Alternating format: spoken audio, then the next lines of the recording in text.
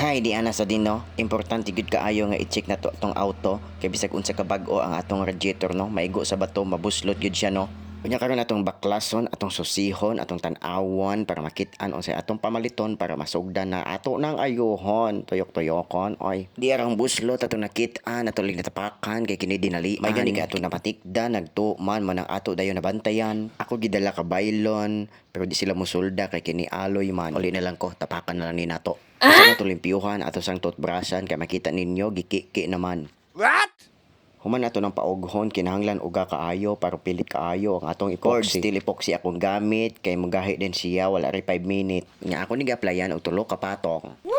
Pagay sa epoxy ato nag-install og balik ang radiator ato giplaster ug gibabalik ang iya mga wirings. Ani gini mekaniko hugay gud ang kamot nimo. Ngisi-ngisi bisig way kauban. Mao na kay vlogger man. Distilled water gyud ang gamito no. Ayaw ginang sa gripo para di mo magmahay.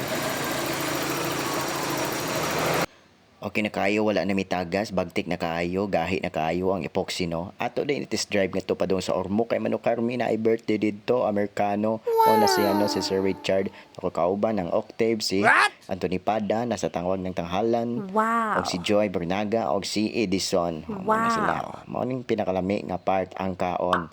Nice. Jam-jam na, laban Pilipinas, laban lang. Wow!